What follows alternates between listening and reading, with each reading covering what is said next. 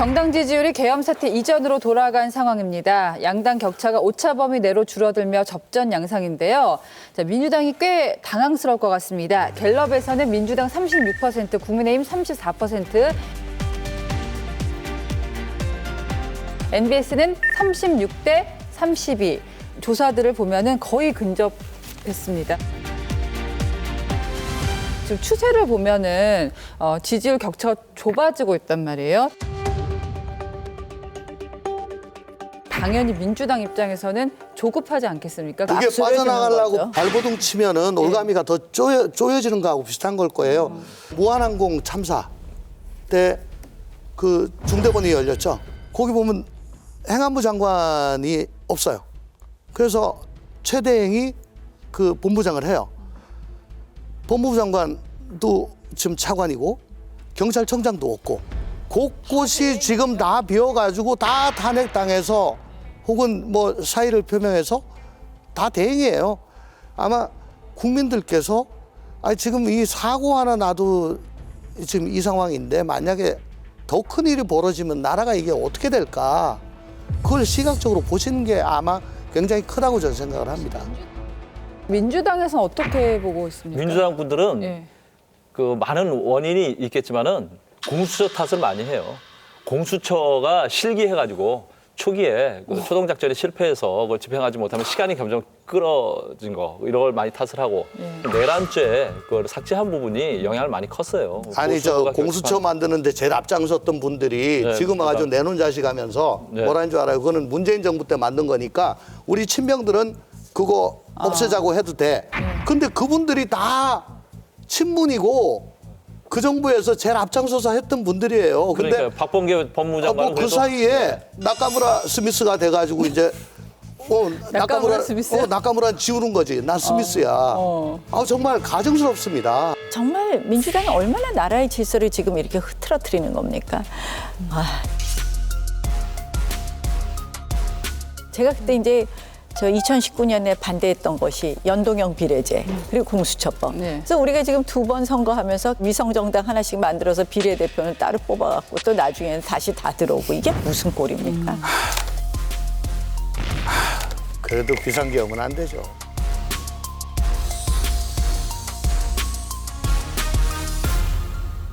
국민의힘이 윤석열 대통령과의 관계 설정 문제를 두고 딜레마에 빠진 모양새입니다. 공수처의 체포영장 집행과 국회 내란죄 철회를 두고 강공을 펴면서도 대통령 지키기는 아니다라는 입장을 고수하며 선을 긋는 형국인데요. 최근에 40%대 대통령 지지율이 나왔습니다.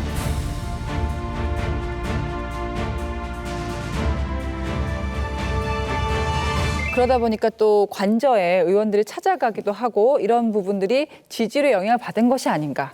관저에 가신 의원님들도 굉장히 전 다양한 생각을 가지고 있다고 생각을 하는데요.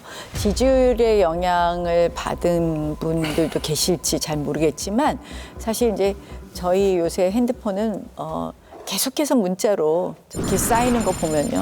다 지우기도 정말 바쁠 정도로 문자가 오는데 상당한 여론과 이 당원들의 요구 이런 게 있었던 건 근데 맞습니다. 지도부에서 왜 선을 그을까요? 결국은 국민의힘의 기본적인 입장은 헌법 절차와 사법 절차로 넘어간 것은 그 절차를 지켜보자.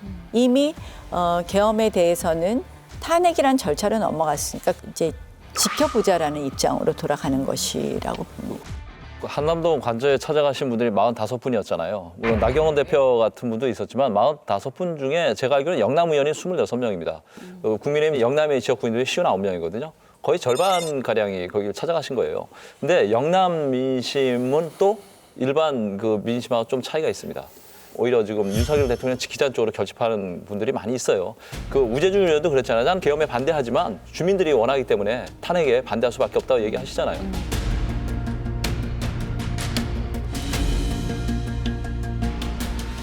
그러니까 그런 분들이 대다수예요. 장동혁 의원은 왜 갔을까요?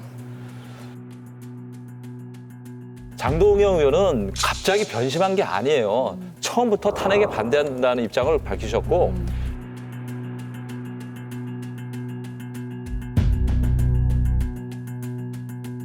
그 12월 14일 날 의원총회 하기 전에 최고위원 사퇴한 것처럼 돼 있는데 그 직전에 한동훈 대표하고 엄청나게 언쟁을 세게 했어요. 그리고 본인하고 생각이 달랐기 때문에 갈라서는 거 당연하고 소신대로 움직이는 거죠. 그것을 갖다가 장동영 의원에 대해서 잘못했다, 배신자 프레임 씌우는 거는 잘못이라 생각합니다.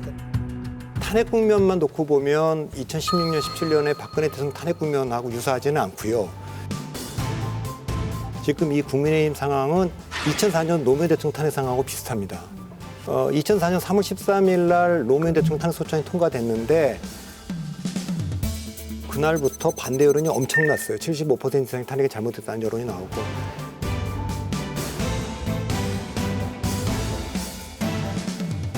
근데 그때 세 가지 입장으로 갈렸어요.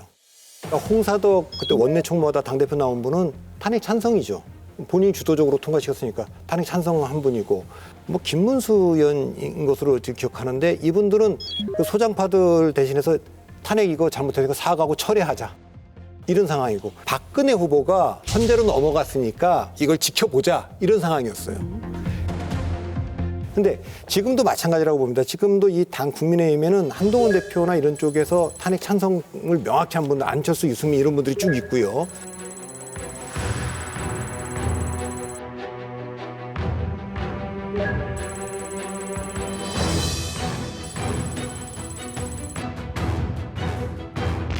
홍준표 시장을 비롯해서 지금 탄핵을 반대한다는 분들이 쭉 있고요.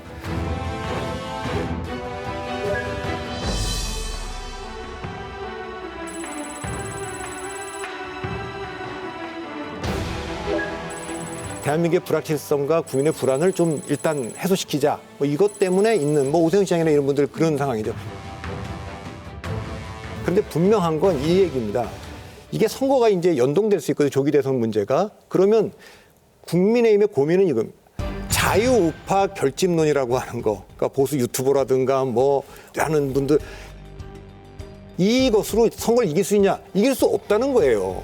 지도부의 권영세 비대위원장도 고민이 되지 않겠습니까? 이거 직후에 바로 선거를 치러야 되는데 우리가 이런 노선으로 가갖고는 선거를 이길 수가 없다. 중도가 찍겠냐. 그렇기 때문에 중도 외연확장으로 설 지나서 조기 대선 국면이 가시화되면 당은 좀 전환되지 않을까 그쪽으로. 그렇게 봅니다.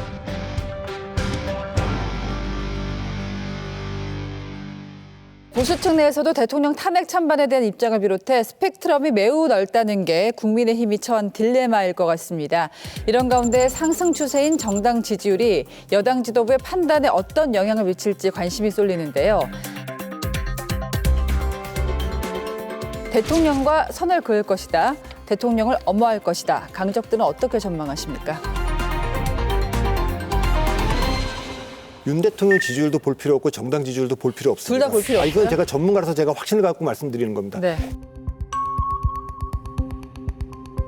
이 선거 국면에 들어오면 딱 하나만 보면 됩니다. 그거는 그 대선 인식에 대한 조사가 있습니다. 처음으로 MBS가 이번 주에 조사를 해서 발표했어요. 정권 교체를 해서 야당 후보를 찍겠다가 53, 정권 재창출을 해서 여당 후보를 찍겠다가 37입니다. 근데 대통령 탄핵이 결정돼야 선거 국면이 될지 안 될지가 결정되잖아요. 그렇죠. 근데 그러나 박성민 가설로 제가 말씀드리는 건데 네. 대통령에 대한 부정평가가 55를 넘어가고 긍정평가가 35 미치면 여당이 집니다. 야당 후보를 찍겠다는 게 55를 넘고 여당 후보를 찍겠다가 35 미쳐도 집니다. 지금 이게 53대 37이라는 건 절묘하게 그 구간 안에 있는 거예요. 이 얘기는 뭐냐면 승부가 끝나지 않았다는 걸 의미하는 겁니다. 때문에 앞으로 봐야 될 거는 전 설 지나고 나면 두 번의 변곡점을 거치는데 설날 때 1대1 가상대결 다시 붙이고 설이 딱 지나고 나면 완전 조기 대선 국면으로 가면 프레임이 전환되고 인식이 전환됩니다. 그때부터는 국민들도 완전히 다른 기준으로 이 정치판을 바라볼 거예요. 제가 느끼는 국민의힘 분위기는 나경원 대표님도 옆에 계시지만 국민의힘의 의원들은 오히려 점점 더 그 탄핵 반대하고 이런 그 결집도가 더 높아지는 분위기던데요. 저는 이렇게 생각해요. 복잡할수록 저희가 이렇게 유불리를 따지는 것이 아니라 원칙으로 돌아가야 된다고 생각을 합니다. 그래서 제가 누누이 말씀드리지만 이제는 헌법과 사법적 절차로 넘어갔습니다. 그 절차를 차분히 지켜보는 게 저희가 할 일이고 지난번 탄핵과 관련된 헌법재판은 너무 아쉬운 게 많이 있었습니다. 그래서 저희는 이번에 또다시 그런 우가 범해져서는 안 된다. 그것은 대한민국을 후퇴시키는 거라고 생각을 하고요. 그런 부분에 있어서 저희가 어떻게 보면 관저 앞에 가서의 행동이라든지 여러 가지 주장을 하고 있고요. 그런 부분은 저희가 철저히 잡아갈 것입니다. 오해가 있는 게 비상계엄 전보다 윤석열 대통령의 지지율이 올랐다 이런 표현들이 좀 있는 게 이거는 잘못된 표현입니다. 그 전에 뭐 갤럽이나 리얼미터가 계속해 왔던 조사는 정기적 조사죠. 그거는 대통령 직무수행에 대한 긍부정 평가입니다. 그 얘기는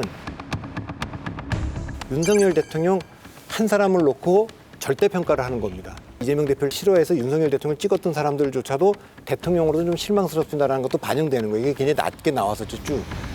지금 묻고 있는 거는 뭐냐면 윤석열 대통령의 지지라고 얘기하는 건 윤석열 대통령으로 상징되는 보수층의 이 주장과 이재명 대표로 상징되는 민주당의 주장 어디를 더 동의하십니까를 묻고 있는 거랑 마찬가지 질문이에요. 그러니까 이게 다르다는 거 이제 이걸 하나 아셔야 될 것 같고 두 번째는 모든 여론조사는 응답을 한 사람, 1000샘플이든 뭐든 응답을 한 사람을 가지고 이제 그 통계를 내는 겁니다.